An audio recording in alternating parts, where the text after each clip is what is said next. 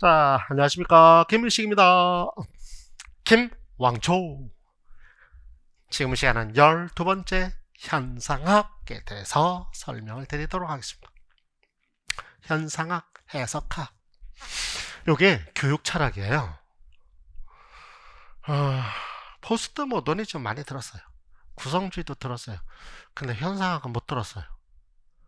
이게 철학 시간에 사실은 가르쳤어야 돼요. 제가 우리 학교 학생들한테 수업을 하면서 교육과정, 교육사역 이런 거 공부할 때 가장 기본적인 것 중에 하나예요. 현상학이. 학생들한테 물어봐요. 너는 현상이 뭔지 아니? 몰라요, 쌤. 교수님 무슨 말인지 모르겠어요. 모르는 게 아니고 너네들 가르쳐 줬는데 잊어버린 거겠지. 왜 모르겠냐. 에이, 설마 이런 거 안 가르쳐 주셨겠냐? 안 가르쳐 주셨는데요? 정말? 예. 그럼 너네들 사물하면서 예전에 공부했던 거 갖고 와봐. 있는 사람 갖고 와보면 흔적이 없어요. 케이스 바이 케이스 케바케긴 하지만 현상에 대해서 잘 모르세요. 정말 중요한 건데도 불구하고. 보세요. 쉽게 설명합니다. 현상학, 현상, 있는 현상을 그대로 기술한다. 자, 다시 한번 볼게요. 현상학은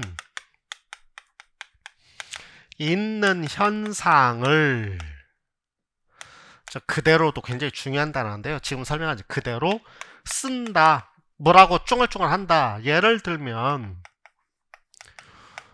조선 사람들은 흰 옷을 입더라. 이게 현상학이에요.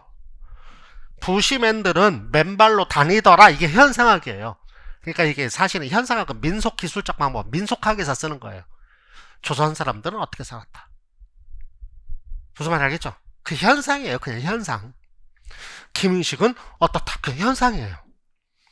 근데 현상학하고 이게 비슷한 게 해석학인데요. 철학에서는 현상학과 해석학은 달라요. 근데 교육학은 같아요.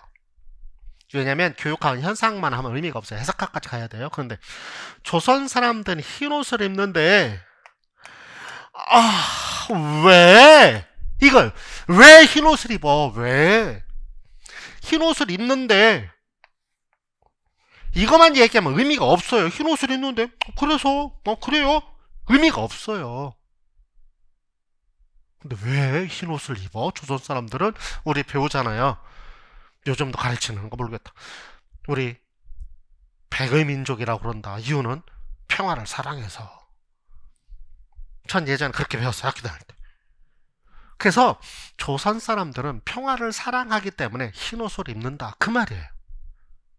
염료가 없어서? 우리나라 염료가 왜 없어? 얼마나 많은데요. 그 자연에서 얻는 염료 정말로 색깔 아름다운데 어떻게 말로 표현할 수 없는, 영어로는 표현될 수 없는. 그래서 우리나라가 형용사가 너무 많잖아요. 푸르둥둥. 블루 갖고 설명 안 돼. 푸르둥둥. 이해되시죠? 여러분들 우리 그 감꽃 갖고서는 감잎 갖고 물들였을 때 그 색깔 뭐라고 설명해야 돼? 그린? 그린도 아니야. 뭐라고 설명해야 돼? 그거 영어로는 설명이 안 돼. 우리 그렇게 많아. 근데 그게 아니고 왜? 그래서 왜 이게 뭐예요? 이게 왜 이게 해석을 하는 거예요. 뭐라고? 평화를 사랑해서. 이게 해석학이에요. 그래서 여기 보세요. 현상학, 해석학 같이 써놓은 이유가 그거예요. 있는 현상을 그대로 기술하는데 현상을 기술해서 뭐 하려고? 해석하는 거예요. 해석. 왜? 김인식이는 왜 교육학 책 이름을 ET라고 썼냐고. 왜 엑셀런 티처라고 썼냐고. 왜? 현상은 뭐예요? 김인식 선생님은 교육학 책 이름을 ET라고 쓴다. 이거 현상이잖아요. 무슨 의미? 근데 물어봤죠. 왜? 왜 김인식 선생님 ET라고 써? 그냥 교사가 아니라 돈을 버는 그냥 교사가 아니라 정말로 제대로 된 교사를 기르겠다는 의지가 있는 거구나. 그럼 그래서 ET라고 쓰는구나. 잉글리시 티처가 아니라. 목적이 뭐예요? 정신을 이해하기 위한 거예요. 여기 보세요. 흰 옷을 왜 입어? 평화를 사랑하니까. 정신을 이해하기 위한 거. 제일 중요한 단어. 현상학, 해석학 같은 말이라고 그랬어요. 현상학, 해석학은 목적이 어디 있다? 예, 목적이 정신을 이해하기 위한 거예요. 정신을 이해하기 위한 거. 우리 엄마는 잔소리가 너무 많으세요, 쌤. 그건 현상학이요. 의미 없어. 왜 잔소리가 엄마가 그렇게 많다고 생각해? 엄마 너 이해 한번 해봐야 되지. 못할 수도 있지만. 그럼 역지사지가 되면 할 수도 있겠지만. 그래서 너 같은 딸라! 이렇게 하겠지. 그러면 이해를 하는 거. 그래, 이때 이랬구나.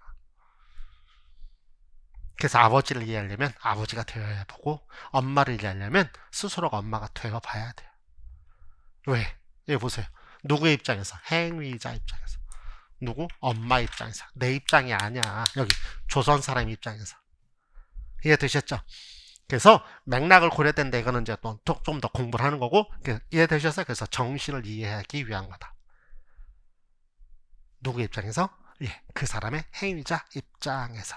그럼 학생들이 잘 보세요. 학생들이 예를 하나 이제 예 하나 더 끝낼게요. 예를 들면 학폭.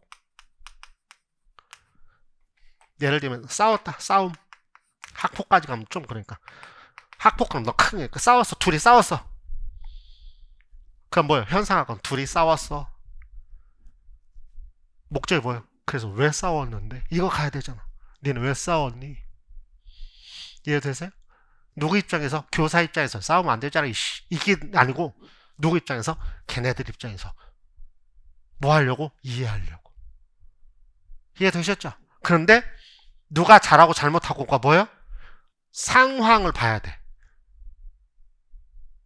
예를 들면 정당방위일 수도 있단 말이지. 한 대 맞았는데 선생님이 딱 보는 순간에 맞은 애가 팍 치는 순간 딱 봤어. 이렇게 스냅 사진을 촥 딱 때렸어. 그건 뭐예요?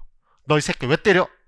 가 아니고 이런 전체에서 보니까 얘가 먼저 시비를 걸어서 때렸구나. 그럼 때린 애가 잘못이야? 시비를 거는 애가 잘못이야? 우선은 시비를 건 애가 잘못이잖아. 근데 없이 여기 스냅 사진을 딱 보면 때린 애만 잘못이잖아.